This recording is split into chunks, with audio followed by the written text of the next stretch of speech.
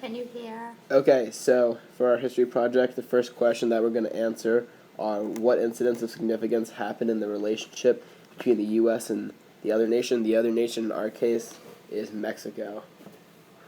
So the first point of relations in the time period allotted was in 1857, 3 years before 1860, but I thought it was important enough to list. They were the cart wars between Mexico and America. The cart wars were basically American hooligans attacking Mexican convoys coming into Texas. Many of the cartmen who were deemed Mexican by the Americans were actually American citizens, and some had even fought for American if you were, so there was a large misunderstanding in the conflict. And it was basically just a glorified turf war. So the next large significance in the relationship between the U.S. and Mexico was when the Europeans invaded Mexico. So what happened was a joint French, British, and Spanish force invaded Mexico in 1862 in an attempt to collect on debts that they were owed by the Mexican government.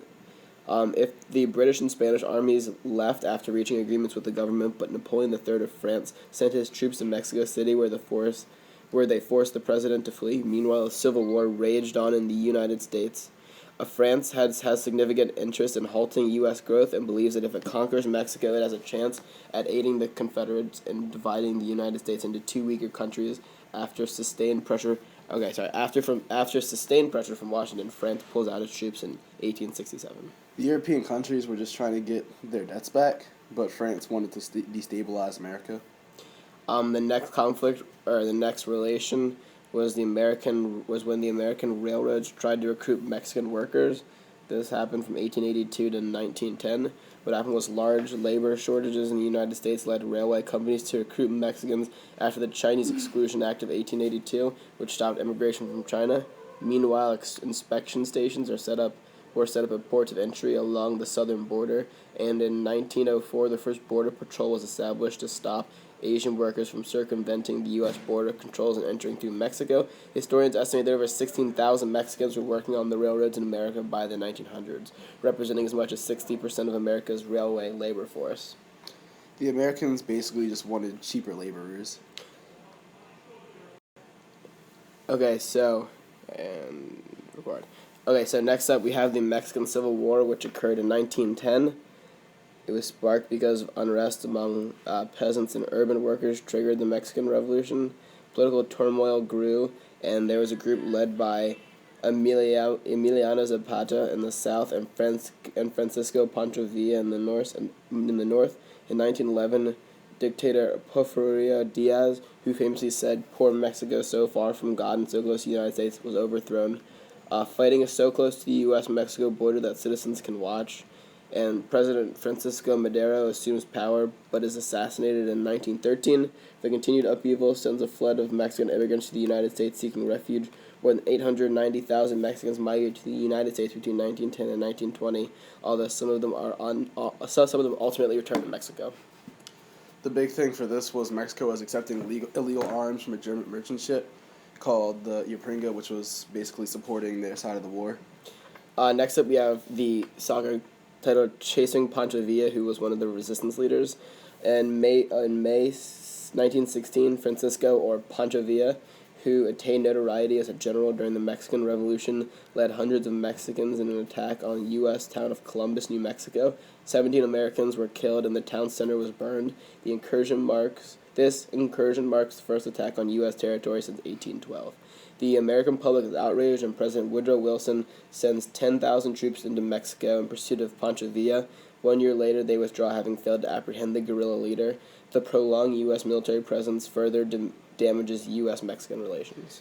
After the attack on Columbus, New Mexico, their basic mission was to capture Villa at all costs. Next up, we have the Zimmerman Telegram, which happened in 1917. The Zimmerman Telegram was with World War I raging in Europe and the United States still neutral. A secret telegram from German foreign minister to his Mexican counterpart offers to restore territories lost by Mexico in the 1846 war if Mexico will attack the United States. Germany hopes such a war will distract the U.S. military, which it fears will soon be drawn into the European conflict, but the telegram was intercepted and published in the United States, leading to an outcry and a declaration of war on Germany. Mexico declined the offer due to the overall lack of power to fight the U.S., The U.S. also has an official act of war by Germany, thus Mexico declined shortly afterwards. U.S. joined. All right, next up we have immigration and smuggling in the early 1920s. The U.S. Congress passed the Emergency Quota Act of 1921, restricting the flow of Southern and Eastern Europeans into the country.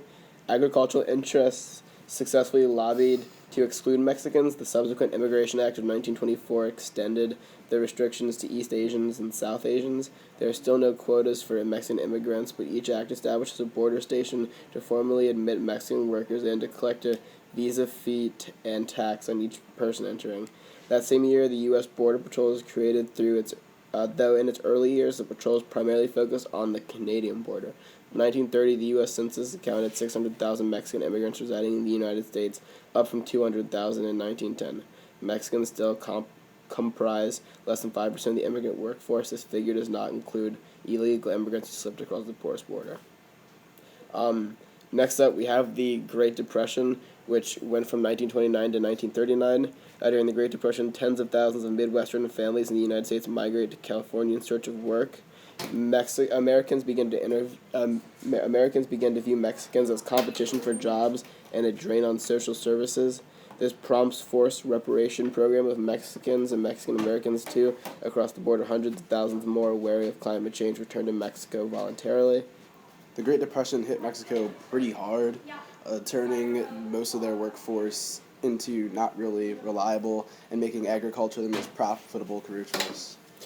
Oil politics in World War II. This spanned from 1938 to 1944. Tensions rose between the U.S. and Mexico in the 1920s as oil companies feared their investments would be expropriated based on the language in the Mexican Constitution. In August of 1923, Mexico and the United States seemed to settle the issue with the Baruchelli Agreement, in which Mexico agreed to respect the rights of oil companies in exchange from recognizing the sitting Mexican government. This issue remains controversial in one in Mexico. However, in 1938, Mexican President Lázaro Cárdenas nationalizes the oil industry.